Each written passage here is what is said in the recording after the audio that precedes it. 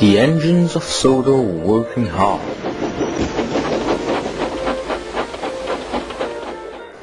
Stepney the Bluebell engine was visiting again, and he was shunting and taking heavy trains backwards and forwards across the island. Ross had came back from the steelworks, very dusty. It's good to get a rest. Phew, scoffed Stepney. I don't get a rest and I've been here for 4 weeks. See, I get no rest. Hello guys, tooted Arthur. How are you both?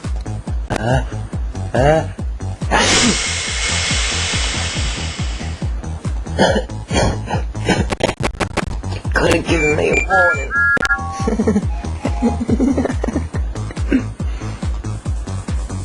Come on, we have to go.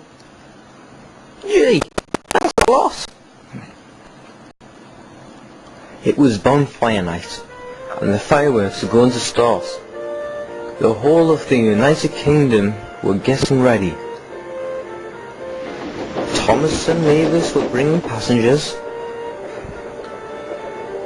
James was bringing the mayor, and Gordon was bringing that controller.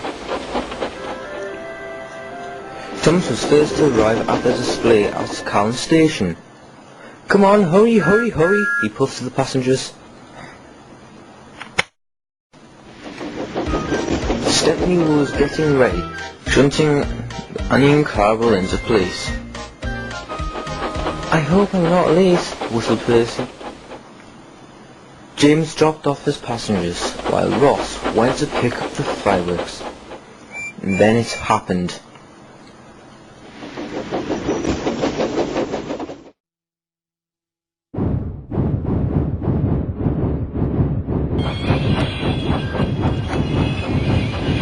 Ross broke down. There was too much dust in his pistons. Crash! Meanwhile, Stepney brought in the tank of juice to the public when he heard the news. He rushed away as soon as he could.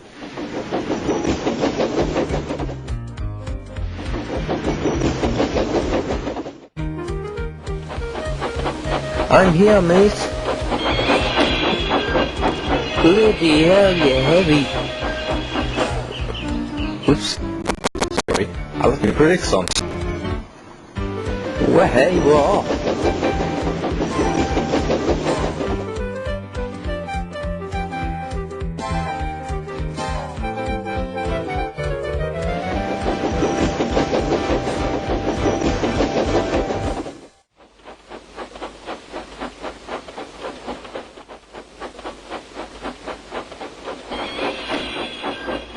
Beep beep, we're here. Stepney, get a tank of coke for me. You better share. Oi, I didn't mean like that. Oh well, I'm off. Be quick. Oh my, the place is deserted.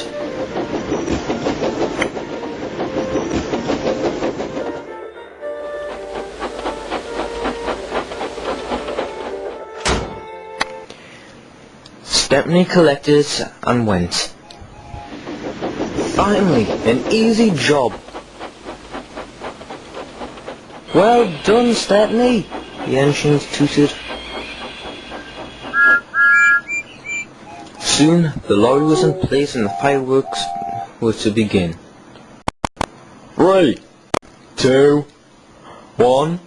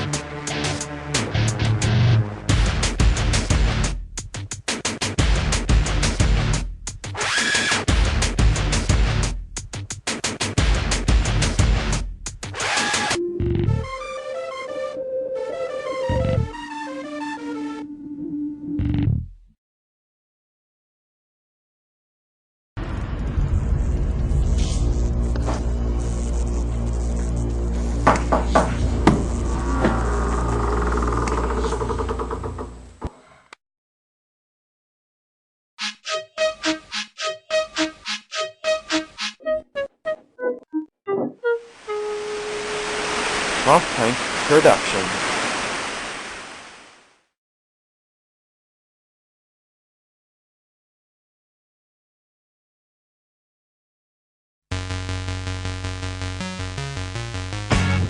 There are many industrial freight trains moving all over Sodor.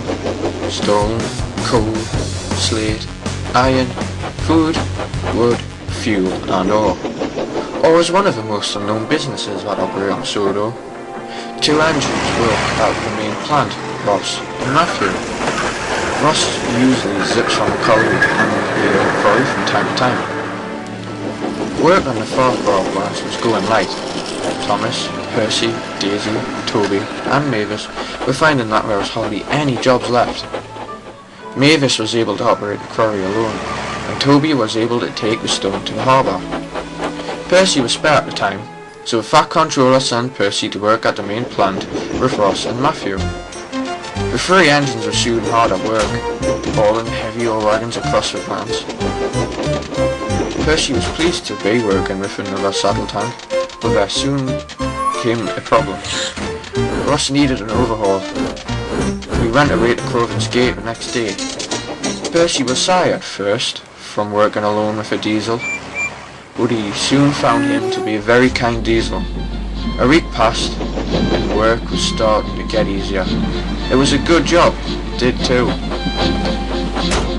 Matthew couldn't start one morning. His engine growled and roared, but when the driver pulled the throttle there was no movement at all. "Don't worry, I'll take your train with mine," said Percy. "Be careful, my trucks are a bunch of gits." The driver turned the reverse and released the brake, and off he went. It was a cold, dark, gloomy day straight away. He found something Matthew's trucks in a normal way was a mistake. The trucks eyed him with hate. They gave a normal creepy laugh too. Percy found him hard to move. Soon, after much shunting and pain, Percy was coupled up and set off. The trucks were fine, but Percy could feel the tension. They were soon loaded, and when Percy puffed off cautiously around the loop, he approached the trucks carefully, but stopped feet away. The trucks were arsing him again. Who are you looking at, you fat green lump? Percy the P? Shrek? Shut the hell up. Shit! Percy slapped straight into the trucks. The first truck, who was also one of the oldest, broke. The front grivery and tons of ore fell out onto the rails. Ouch, you bugger! Ha! Serves you right. The driver moved Percy into the other line. The manager will be in the mood, Percy's driver pointed out. I only hope he's not in the mood, giggled Percy. You dirty green germ. The manager thankfully wasn't in the mood, but he was in a mood. Percy just smiled. Just then, they heard a loud whistle. It was Ross steaming into the yard, and before another breath was taken, he crashed into the wreckage. After the smoke started to clear away, Percy could see what he had caused. It wasn't me, it was him! And Percy started to think, I need fingers. Soon, Percy helped Ross out of the mess, and they cleared away the mess. Percy took Ross home, but... Percy, you sagger! Said the fireman. We need to take a train to the harbour for Brogo. So, Percy sped back, collected the little sods, and sped off.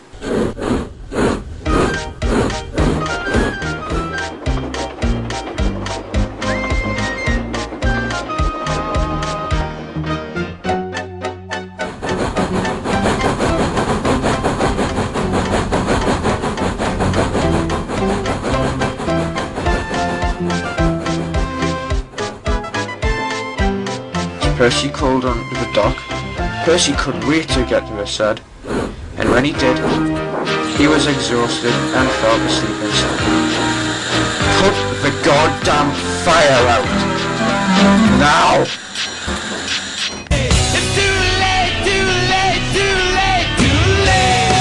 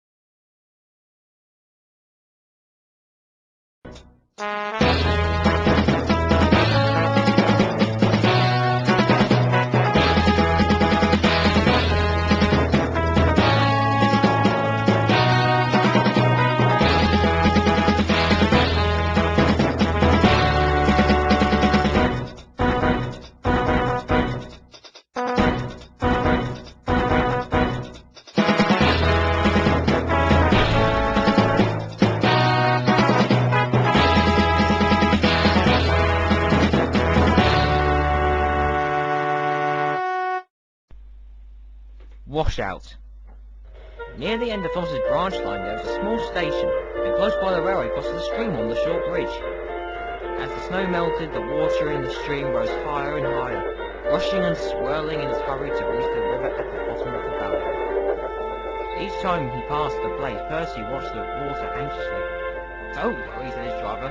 "It's got to come a lot higher before it can stop us." Percy shivered. He could remember the time when he had been stuck in the flood. He had got very cold and very wet. Next morning, Toby came up from the harbour.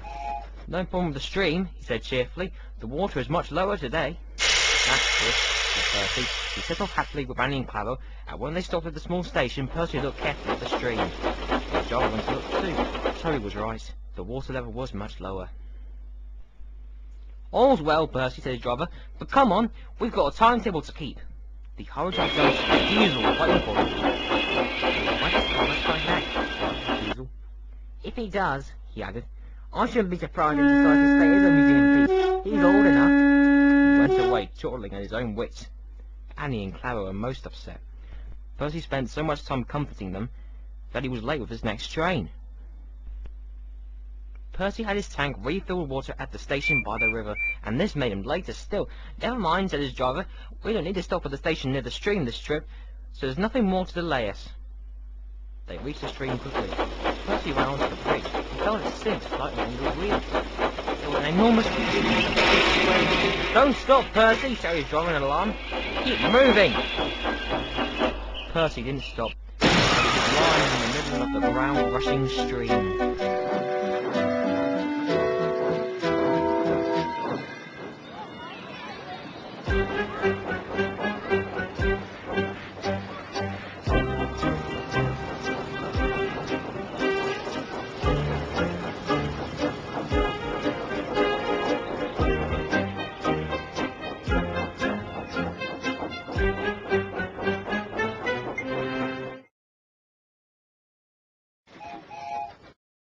Annie, Clara, and Percy were badly shaken. The guard telephoned a warning, and they all went quickly home.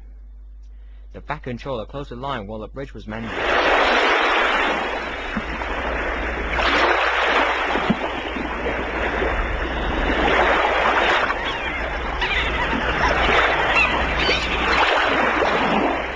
First, Toby and Percy enjoyed their rest, but they soon grew bored. When the bridge was repaired, they had recovered from a snowy ordeal too, and things returned to normal. But for some time afterwards, Percy was extra careful whenever he crossed the stream in which he had had a bath.